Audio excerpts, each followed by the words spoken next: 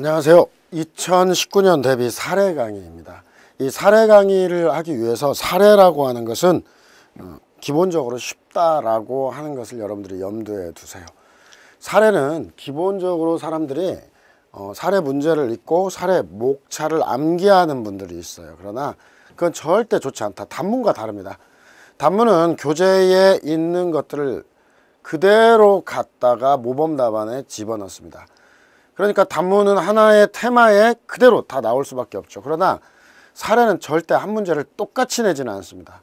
그러나 최근 추세로 보면은 여기에 있는 제 사례집에서 100% 나온다 라고 하는 것은 여러분들이 거의 아실 거예요.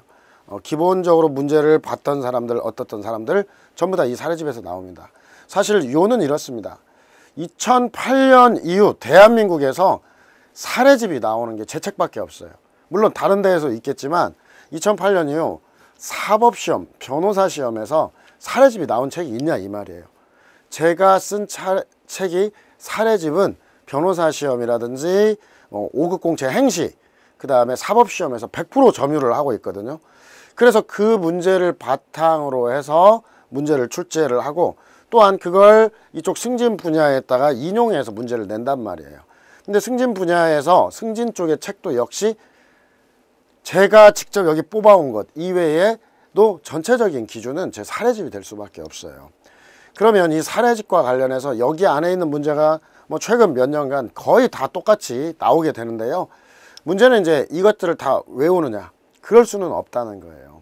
그리고 사례는 기본적인 목차를 외우는 게 아니다 라는 것을 첫 번째로 염두에 두세요. 그래서 여러분들에게 이제 보충 자료로 첨부된 자료가 있어요. 그 첨부된 자료를 보시면은 첫 번째, 여기 위에하고 페이지는 좀 달리 보일 거예요. 제가 강의를 할 때 편집을 별도로 좀 보기 좋게 여기에서 화면에 맞게 하기 때문에 페이지가 좀 틀어집니다. 자, 먼저 이 법률 문장에 의해서 사례 목차는 과연 암기가 필요하냐라고 하는데, 제가 강의를 오랫동안 해보면은 바로 목차를 암기하려고 하는 분이 많아요. 물론 우리 책에도 목차를 전체적으로 이렇게 해놨는데 이걸 암기하려는 수험생들이 많은데, 이건 바로 사례답안이 무엇이냐 이해를 못하는데, 이 사례답안에서 이미 목차는 600~700년 전부터 한 1500년대에 이미 확립이 되어 있어요. 그래서 문제점, 학설 판례, 검토, 사안 적용, 사안 해결이 이 목차인데, 한번 올려서 확인을 한번 해보면 이게 이제 법률 문장론이라고 해서 이거 아주 유명한 거예요. 유럽에 공부한 사람도 배우고 미국에 공부한 사람도 배우고, 근데 대한민국에는 학교에서 배우는 게 아니라 학원가에서 배우죠. 근데 학원가에서도 그냥 문제점부터 학설 판례 검토하는데, 원래 이제 이 답안에서 파이라킹이라는 표현을 많이 쓰는데요. 어떠한 사례가 있다면은 이 사례에 대해서 일단 사실관계를 요약하고, 이 사실관계를 이제 정확히 확정을 진 다음에 이 사실관계에서 과연 쟁점은 무엇이냐, 그리고 이 쟁점에 나오는 해석에선 근거법령이 뭐냐, 이것부터 이제 먼저 찾아내요. 이걸 해서 이제 팩트 파인딩에서부터 논점, 이슈, 그 다음에 이렇게 해서 이제 근거법령이 무엇이냐라고 얘기를 하면은, 자, 쟁점과 관련된 어떤 근거법령부터 시작을 해서 여기서 이제 이렇게 나와요. 이것에 대해서 가능한 한 해석론이 뭐냐, 어떻게 해석을 할 수 있을까? 그 다음에 이 해석론과 관련해서 국가의 유권적인 판단은 무엇이며,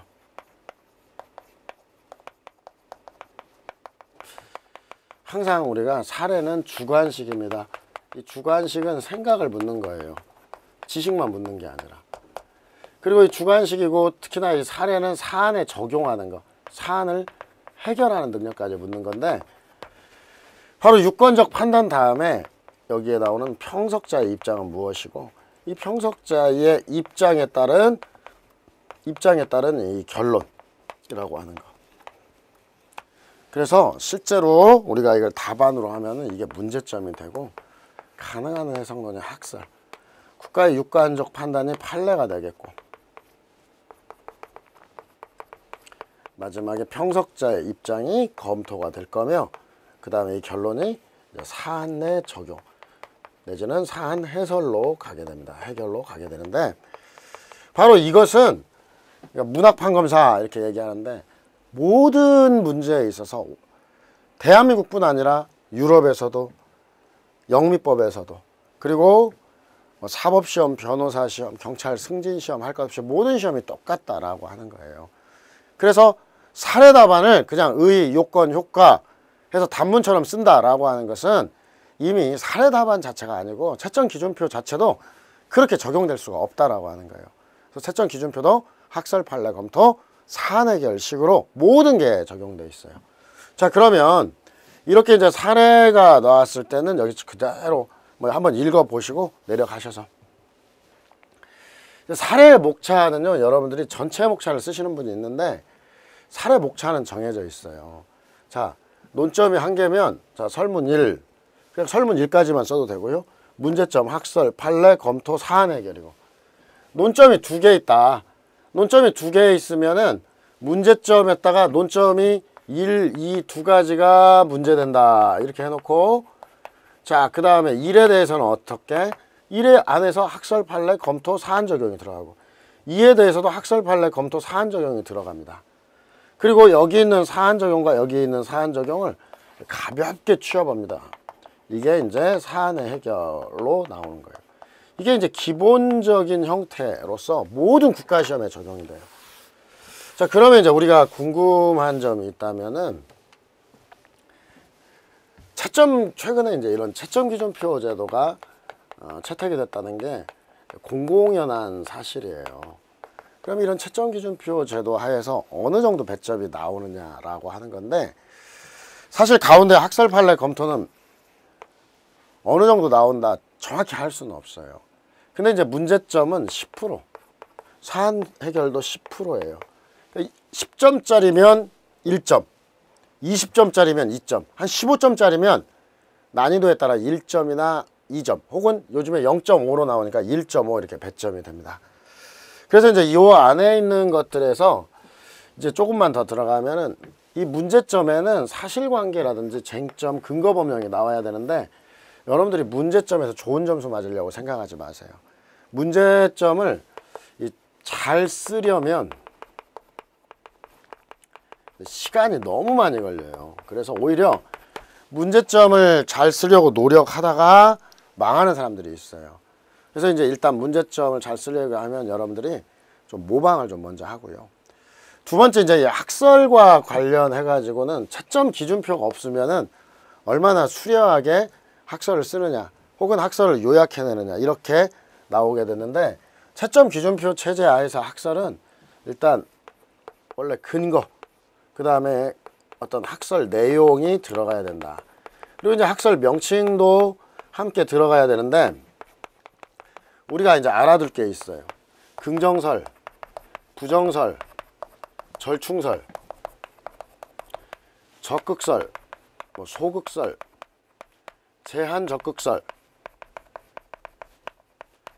이런 것들은 1설, 2설, 3설 이렇게 부르나 아무런 차이가 없다는 거예요. 이건 정확히 학설 명칭이 아닙니다. 이런 것들은 그냥 부르는 거예요. 그래서 이런 부분에 있어서는 이게 적극설, 이게 소극설, 이게 절충설, 이 명칭에 구애될 바가 없어요.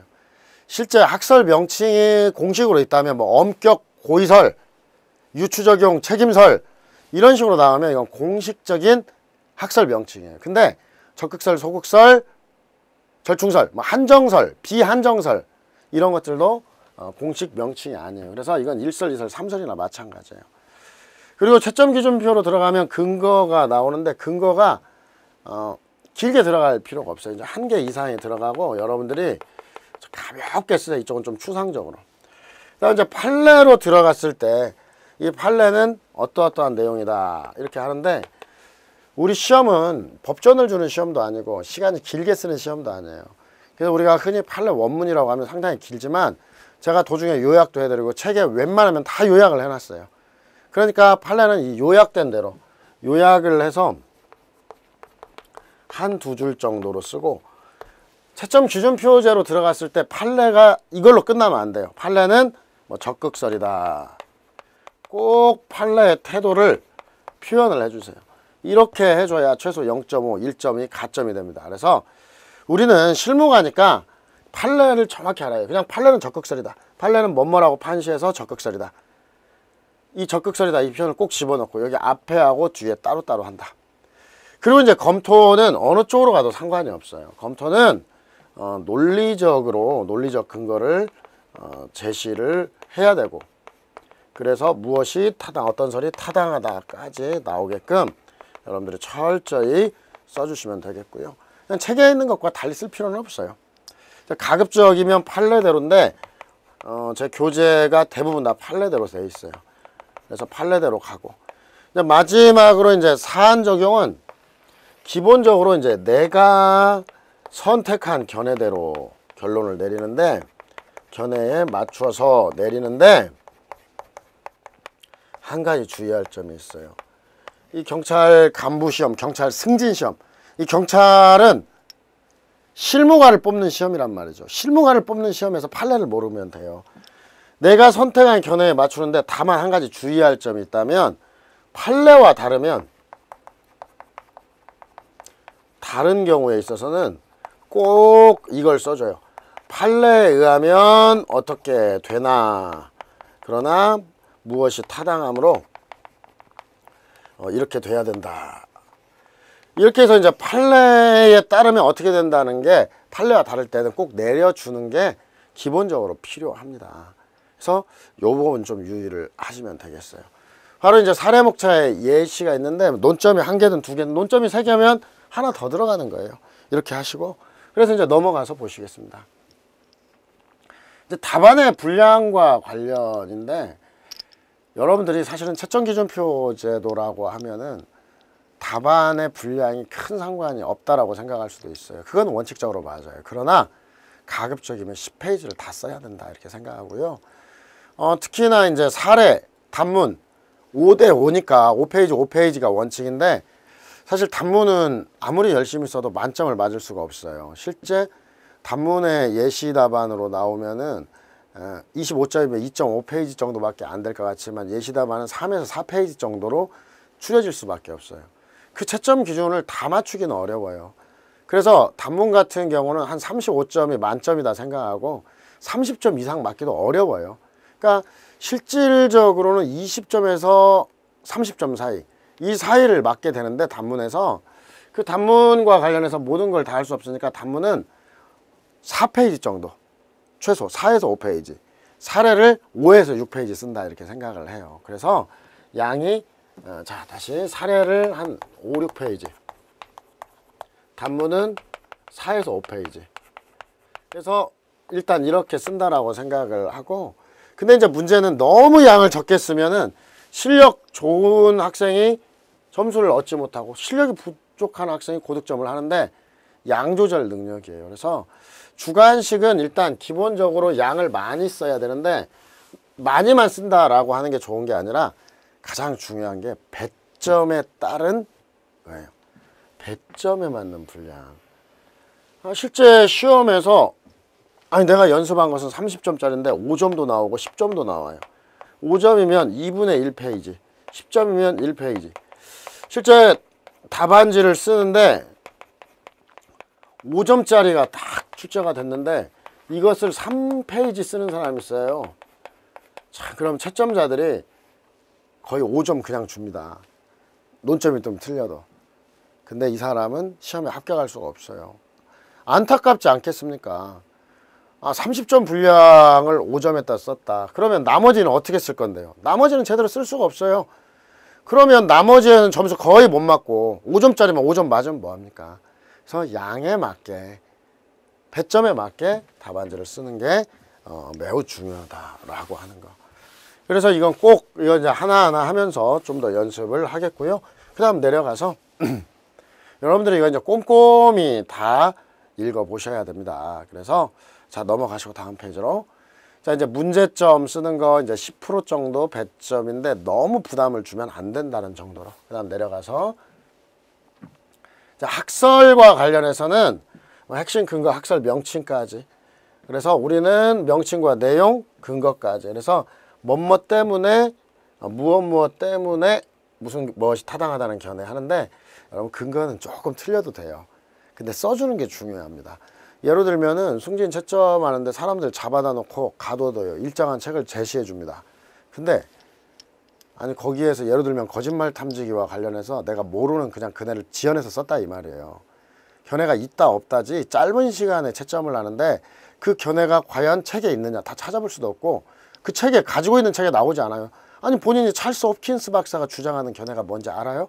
모르잖아요. 그러니까 일단 책에 있는 내용대로 쓰되 안 되면 실체 진실 발견을 위해서 적정 절차를 위해서 신속한 재판을 위해서 무엇이 타당하다는 견해 이렇게까지 해서 꼭 습관적으로 써주시고요. 물론 학설 가운데서 내용에만 있고 근거가 없는 경우도 가끔씩은 있어요. 그런 경우도 있지만 일단은 근거를 알면은 아는 대로 써주는 거.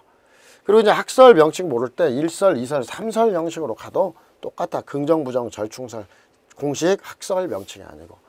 자, 그 다음에 판례 태도로 가서 일단 판례는 실탄이다 얘기를 하는데 일단 기본적으로 판례 태도를 정확히 지적하는 게 좋은데 원문을 살릴 필요는 없다는 거예요. 왜?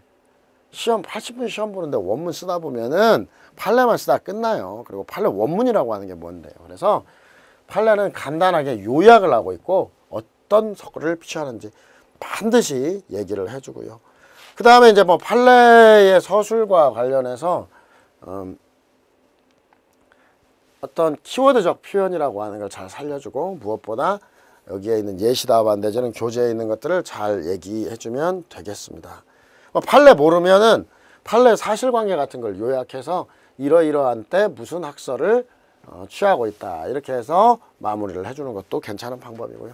넘겨서 그다음 검토는 이제 뭐 촌철살인식 키워드 그래서 키워드를 좀 잘 살려서 아무튼 합리적으로 마무리를 해줘야 되겠고요.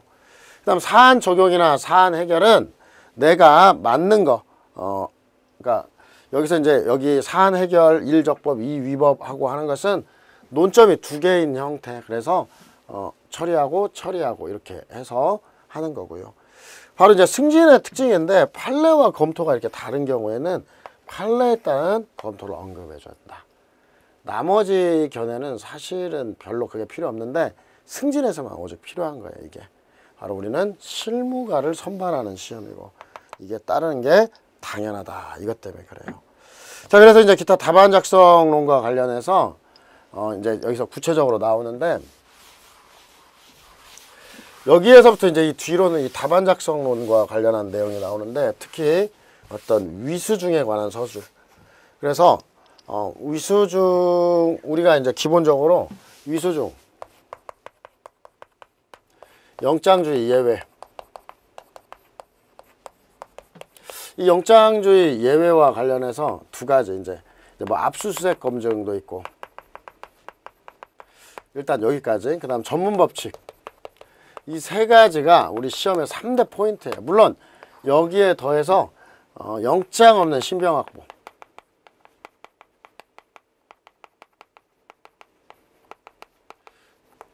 이 네 가지고 이 네 가지와 관련해서 여기서부터 답안 작성으로 쭉 정리가 돼 있어요. 그래서 여러분들이 이것은 평소에 제가 영장주의 예외일 때만 여기 뽑아서 얘기하는데 평소에 좀 이걸 암기해 줘야 돼요.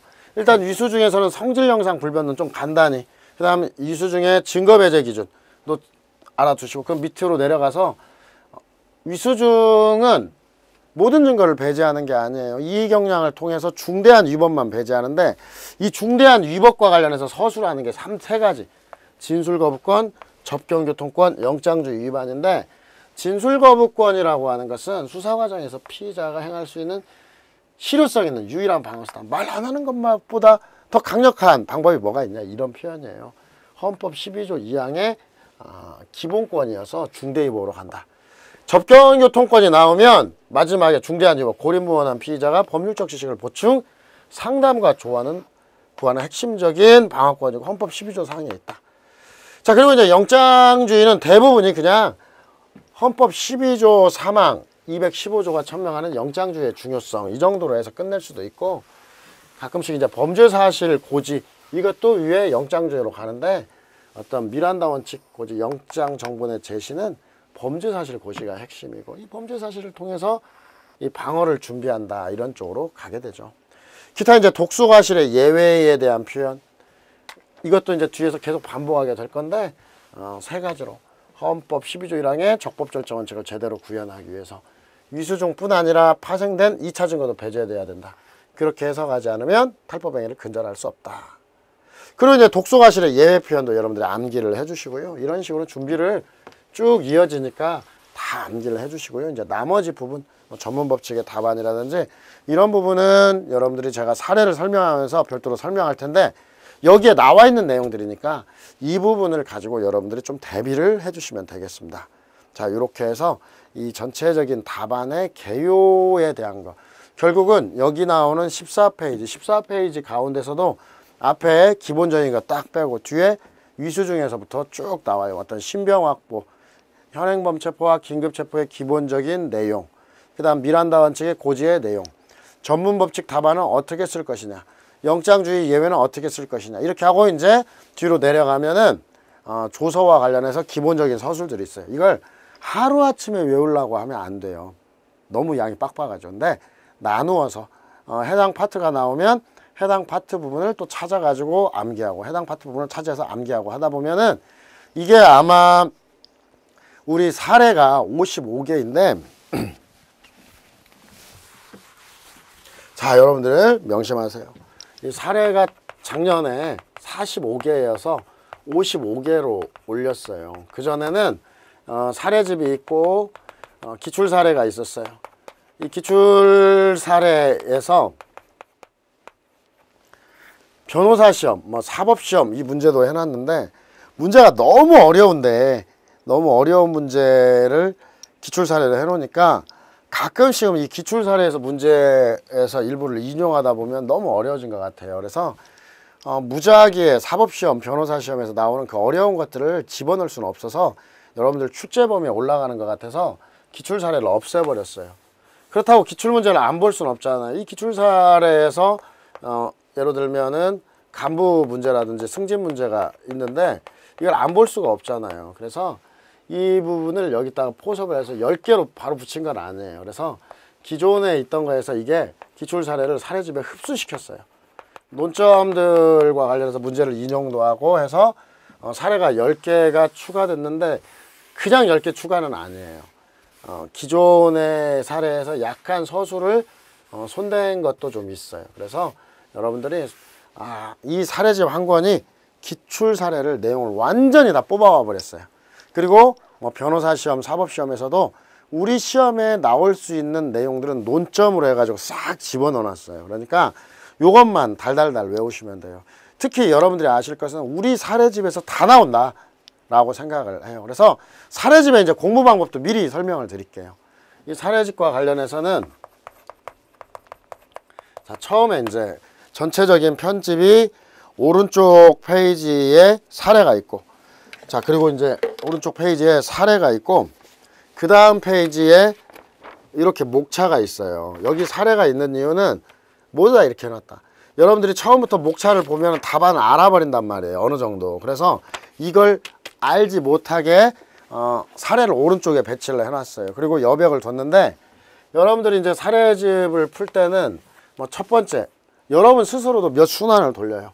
1순환이라고 얘기를 한다면은 이것은 실제 이제 볼 때 여러분들이 문제를 보고 한번 이게 풀어보고 하면 좋은데 잘 안 풀어져요. 근데 한번 간단히 풀어보고 할 수도 있고, 이건 생략할 수도 있어요. 생략하고 그냥 바로 강의를 듣습니다. 강의를 들은 다음에 해설까지 싹 보겠죠. 이렇게 이제 1순환을 하는데 여러분들이 100%는 못 해도 이제 군데군데 예를 들면 새 문제 하나씩 아니면 새로운 논점이 나올 때 이 사례 답안을 거의 암기를 한다고 치고, 이 암기해서 우리 홈페이지에 보면은 이 답안 양식이 있거든요. 아니면 답안 양식을 구매해도 좋고요. 실제 A4지에다가 계속 써보면은 A4지에다 쓰면은 글씨를 빽빽하게 써요. 그래서 양이 얼마인지 몰라요. 그래서 A4지에 써봤다가 깜짝 놀라는 거예요. 실전에 써보다가 어이구 이렇게 양이 안 맞았어? 하고 놀래니까 우리 홈페이지에서 답안지 뽑을 수도 있고 아니면 답안지를 구매하세요. 답안지를 구매해서 실제 시험 보듯이 답안지에다 써보세요. 그래서 이 암기한 것을 거의 암기해가지고 써보기를 합니다. 그러니까 이제 이걸 나눠서 해도 돼요. 1순환은 진짜 강의와 해설을 싹 듣고 2순환으로 해가지고 사례 답안을 암기해서 써보는 것을 해요. 자, 그 다음부터는 이제 어떻게 하냐면은 암기해서 써봤죠. 이제 그 다음에 문제를 보고 해설은 안 보고 그냥 써보기를 하는 거예요. 이렇게 써본 다음에 이 부분에 대해서 맞추어 보기. 해설과 답안과 맞추어 보는데 워낙 차이가 좀 나지 않겠습니까? 그럼 차이가 나면은 이 답안에서 써본 다음에 맞춰 봐가지고 차이가 나는 부분은 어떤 스스로 약간 가피를 좀 하는 거예요. 가피를 해서 이거 좀 고쳐야 되겠다 해놓고 그러면 이게 이제 숙달이 되면 나중에는 이제 문제 보고 그 다음에 논점만 잡아도 돼요. 논점 잡기. 그럼 논점 잡으면서 또 답안에 맞춰 보는 거예요. 그리고 여기서 맞춰 보다가 도저히 이해가 안 돼. 이해가 안 된다라고 싶으면은 이 강의를 또 보는 거예요. 강의도 뒤에서는 다 볼 필요가 없어요. 이 강의에 보면은 제가 항상 시작할 때 사례를 풀어놓고 사례에 대해서 그림을 쭉 설명, 이 사례, 이 사례, 이 사례, 이 사례. 우리 1강 한번 들어보면 아는데 사례에 대해서 그림을 그려놓고 그걸 설명하니까 앞부분만 봐도 돼요. 뒷부분은 군데군데 들어가니까 뒷부분까지 안 가고 앞에 부분만 딱 봐도 이 사례 구조가 이렇게 되고 내가 이 사실관계에서 뭘 혼동했는다 이거 알 수 있어요. 그러니까 처음에는 다 보고 답안도 그대로 암기해 써보다가 써봐서 그냥 맞춰보고 그 다음에 나중에 이제 시간이 없을 때 뒤로 가면은 다 써볼 수는 없어요. 그럼 논점만 잡으면 돼요. 그리고 여기는 이제 답안지를 계속 보면은 일정한 특징이 있어요. 여러분들에게 이 보충 자료로 나눠드리고 거기 첨부되어 있는 게 끝까지 갑니다. 사례는 우리가 모듈이라고 하죠. 일부 탁탁탁 끼워 넣으면 돼요. 이 책 자체가 전체적으로 끼워 넣게 돼 있고 학습도 한 단계 한 단계 나가게 돼 있어요. 기존에 준비한 걸 그대로 집어넣고 하면 되니까 여러분들이 그렇게 어렵지 않을 겁니다. 처음에는 무조건 어렵죠. 근데 시간이 지나면 일정한 반복 루틴이 있다. 전혀 걱정하지 마시고 강의를 차근차근 들으시고요. 그 다음에 이 자료 역시 한 번에 다 외우려고 하면 안 됩니다. 자료에 나오는 만큼 강의에 나온다. 이 부분은 한번 찾아서 분명히 여기 딱 보면 적혀 있어요. 그걸 찾아서 외우시면 되겠습니다. 이렇게 해서 전체적으로 강의에 있던 프리뷰 어떻게 할 것이냐, 공부는 어떻게 할 것이냐, 그리고 이제 요약해서 말씀을 드리면은 일단 이 사례집에서 다 나온다. 이게 첫 번째입니다. 두 번째로는 공부를 너무 어렵게 생각하지 말고 여기에 있는 이 보충 자료를 이게 다 설명한 건 아니에요. 근데 제가 수업 중에 어느 정도 설명을 하면 딱 한 번만 인용해서 볼 건데 그 설명을 가지고 이걸 외우면은 이 안에서 70%는 나온다가 두 번째예요. 그리고 전체적으로 여러분들이 공부를 할 때 어떻게 하느냐라고 하는 것. 처음에는 무작정 따라 암기한다. 근데 암기한다고 해도 목차를 암기할 필요가 없다는 거예요. 목차는 전형적으로 정해져 있어요. 학설 판례 검토. 이것도 제가 수업 중에 계속 반복으로 보여줄 거예요. 자, 그 다음에 이제 개별적으로는 이제 판례 보고 무슨 학설이다. 판례 보고 무슨 학설이다. 이런 것들에 신경을 쓰고 그 다음 검토해서 근거 하나 더 쓴다. 이걸 좀 신경을 쓰면서 여러분들이 답안을 해주시면 되겠습니다. 이걸로 이제 전체적으로 어떤 사례에 대한 전망, 조망 등에 대한 내용을 마치도록 하겠습니다. 감사합니다.